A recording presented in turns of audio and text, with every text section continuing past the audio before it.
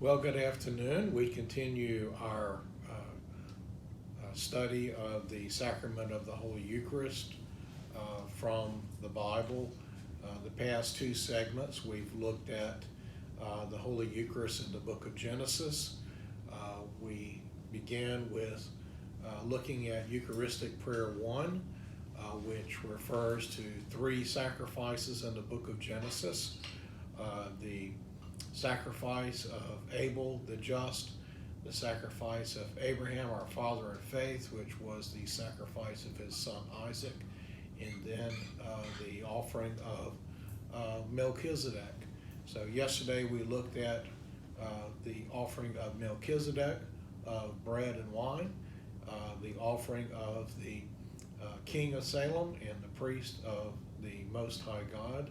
And so today we're going to look at the Holy Eucharist and the Passover. The church calls the Holy Eucharist the new Passover, or the Christian Passover, or the Passover of the Messiah. And so today I'd like to begin with Exodus chapter 12 and point out some interesting things concerning the Passover. And then I'd like to conclude by going through the actual Passover meal, especially in regards to the 4 cups. Now, I must say in the beginning, a lot of this information that I'm sharing has come from two very, very important books. One, Jesus and the Jewish Roots of the Eucharist by Dr.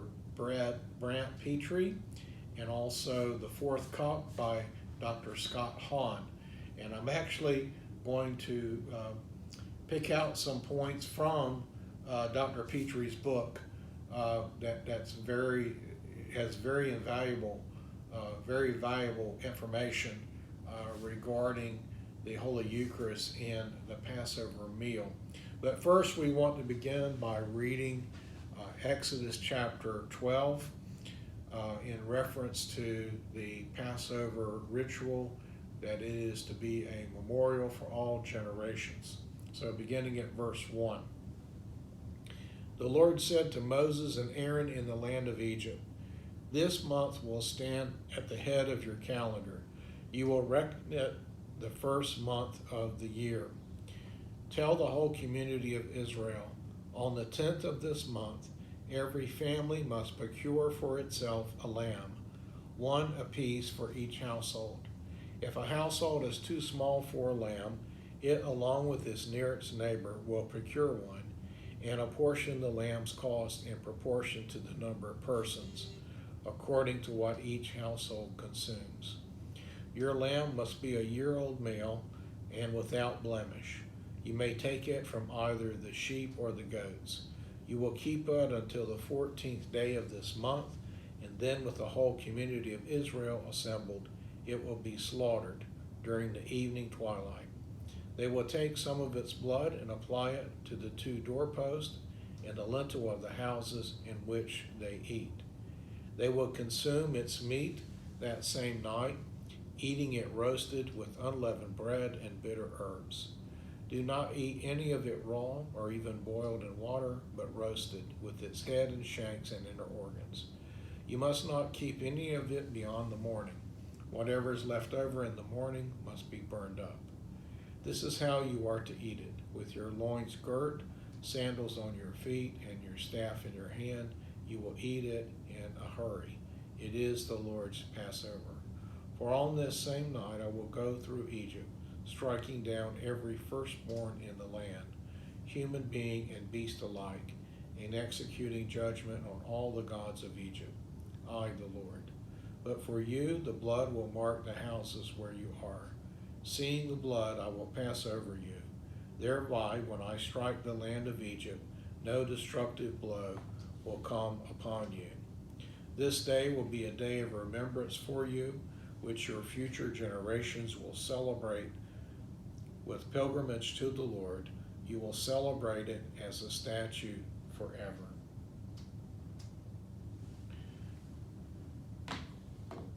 So this is the description of the Passover.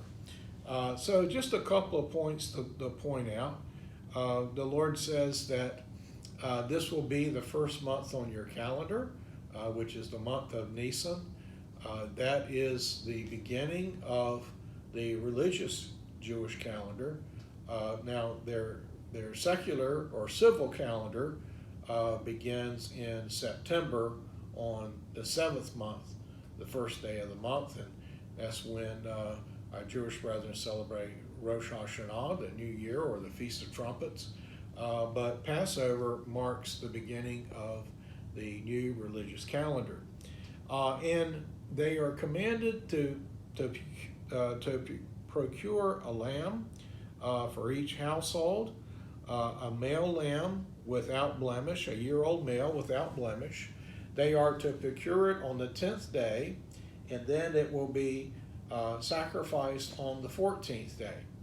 And so an interesting parallel is Jesus rode into Jerusalem to celebrate the Passover and to give his life as our sacrifice on the 10th day of the month. And then from days 10 to 14, during Holy Week, he went into the temple and taught the people, sort of a time of inspection, if you will, regarding himself. So it's an interesting parallel between the Passover lamb, selecting the Passover lamb, and Holy Week, the Palm Sunday, and the week of Holy Week leading up to his actual last Passover and sacrifice. They were to take the blood and apply it to the doorposts and the lintel of the houses in which they eat. Again, what was the commandment? Take the lamb's blood, apply it to the doorpost, so that the Lord would pass over that house and not strike dead the firstborn in that house. And so that gives us the significance of the blood of the lamb. The blood of the lamb would grant deliverance from death, deliverance from eternal death. They were to eat it in haste.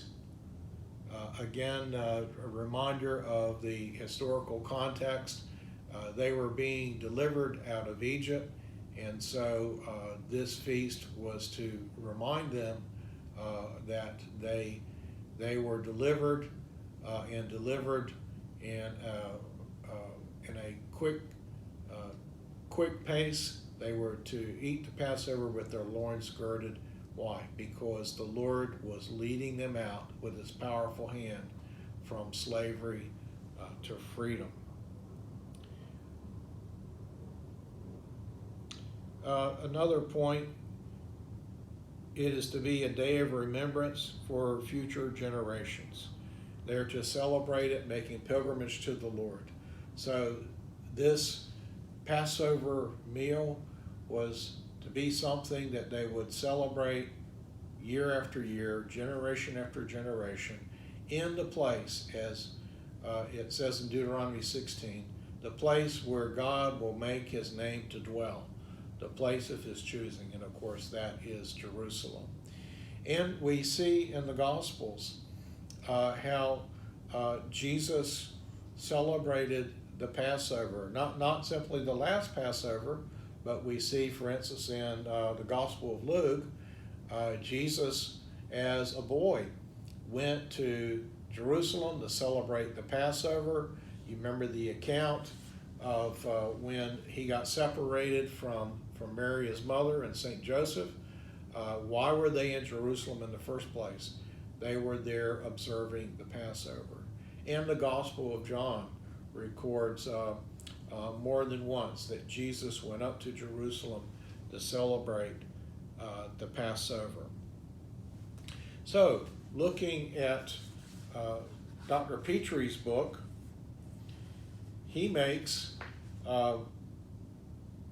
important points consisting of 5 steps regarding the Passover. Step one, they were to choose an unblemished male lamb. Well, we've talked about that. Number two, they were to sacrifice the lamb. Number three, they were to spread the blood of the lamb on the home as a sign of the sacrifice, that the sacrifice had been completed. And number four, they were to eat the flesh of the lamb with unleavened bread. They were to eat it and not have any left over. Reminds me of the daily manna that they would receive when they entered the wilderness. And number five, they were to keep the Passover every year as a day of remembrance of the Exodus forever. Dr. Petrie makes a point in citing Josephus in reference to how many sacrifices were offered during the Passover at the temple during the time of Jesus. Josephus writes that he found the number of sacrifices was 256,500, which upon the allowance of no more than 10 that feast together amounts to 2.7 million persons. So over 250 sacrifices for 2.7 million persons in Jerusalem observing the Passover meal as commanded by the Lord. A couple of interesting points that Dr. Petrie points out in regards to the Passover. He cites St. Justin Martyr in his writing a dialogue with Trypho the Jew, who was a Jewish rabbi, and St. Justin Martyr states that for the lamb which is roasted and dressed up in the form of a cross, for one spit is transferred right through from the lower parts up to the head, and one across the back, to which are attached to the legs of the lamb. So just an interesting point that the lamb was laid out in the form of a cross, as if the lamb was being crucified when it was roasted. A very interesting point. Another interesting point is the pouring out of the blood. The pouring out of the blood, according to Dr. Petrie and his research, was the highlight of the Passover event. So they would pass the blood from priest to priest, and then that blood would be poured out at the altar. And so another interesting point regarding the Passover, the importance of the blood. And again, the Passover, the significance was the blood. When the Lord would see the blood, he would pass over that home. Quoting the Mishnah, which is a Jewish writing, Dr. Petrie writes, the Passover offering was slaughtered in three groups. When the first group entered in and the temple court was filled, the gates of the temple court were closed. The priests stood in rows, and in their hands were basins of silver and basins of gold. In one row, all the basins were of silver, and in another row, all the basins were gold. An Israelite slaughtered his offering, and the priest caught the blood. The priest passed the basin to his fellow, and he to his fellow, each receiving a full basin and giving back an empty one.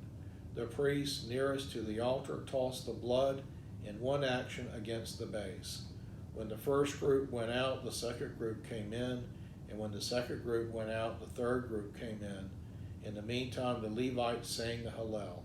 If they finished it, they sang it anew. So again, the must have been a magnificent scene of the basins of blood being passed from priest to priest and poured out at the base of the altar. A final interesting point regarding the Passover. It was to be a perpetual memorial. And of course, Jesus used this word. He said, "Do this in remembrance of me." But a memorial in the Jewish concept of memorial is not simply that they remember an event in the past. That is part of it. And the reason being is that we should always remember the miraculous deeds of the Lord on our behalf. And so the Jewish brethren were to always remember that great deliverance that God performed through his servant Moses. They were to remember how they arrived in Egypt in the first place during the days of Joseph, and when Jacob and his other sons migrated to Egypt during the famine. They were to remember that awful 400 years of slavery. They were to remember how God called Moses and sent him back to Egypt, and how God empowered him before Pharaoh. And they were to remember the 10 plagues, how God set them free. They were to remember the Passover, the death of the firstborn, the spreading of the blood on the doorpost. They were to remember the crossing of the Red Sea on dry land. They were to remember all these things in the wilderness journey as well. But the interesting point is not only were they to remember what God had done with their forefathers in the past, but they were to actually live it in the present. In other words, as they observed and celebrated Passover, they weren't simply observing and remembering historical events of the past. They were actually being set free. Set free. They were experiencing the Passover and the Exodus and being set free from slavery as they observed the Passover and as they celebrated the Passover meal. So again, Dr. Petrie quotes from the Mishnah, and this is what it says: "In every generation, a man must so regard himself as if he came forth himself out of Egypt. For it is written, it is because of what the Lord did for me when I came forth out of Egypt," citing Exodus 13, verse 8. So it's a personal exodus. It's a personal being set free. Every year when they observe the Passover, they are experiencing the Exodus. They are being set free.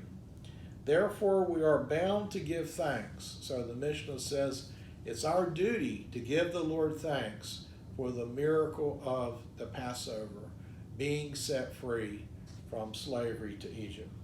"Therefore, we are bound to give thanks and to bless him who wrought all these wonders for our fathers and for us. He brought us out of bondage to freedom, from sorrow to gladness, and from mourning to a festival day, and from darkness to great light, and from servitude to redemption. So let us say before him the Hallelujah." So when we think about the Christian Passover, which it's really a false dichotomy to say one is Jewish and one is Christian. Exodus, as we read, it refers to the Passover as the Lord's Passover. So whether you're talking about the Passover in Exodus or the Lord's last Passover meal with his disciples and the Passover of the New Covenant, they're both the Lord's Passover. But what's interesting is that as in Exodus, as the Jewish rabbis wrote, that you are to experience each and every year that that exodus, that being set free from slavery and being brought into freedom by God's mighty arm. So in the Passover of the New Covenant. So when Jesus said, "Do this in remembrance of me," again, it's more than simply thinking about the historical events in the Gospels. It is actually bringing the participants into that present reality of that salvation that Christ won for us through his sacrifice on the cross. It's bringing us it's bringing that sacrifice in Jerusalem at the last Passover and his sacrifice on the cross. It's bringing those events into the present with all of its fruits, with all of its spiritual blessings, and bringing them to you and I. It is a sacrifice of salvation. It is a sacrifice that is not simply represented, it's not symbolic, but it brings from the past to the present, so that you and I, when we celebrate Mass, we are brought again to the foot of the cross. We're brought again to the day of salvation, when Christ sacrificed himself in obedience to God the Father for you and I.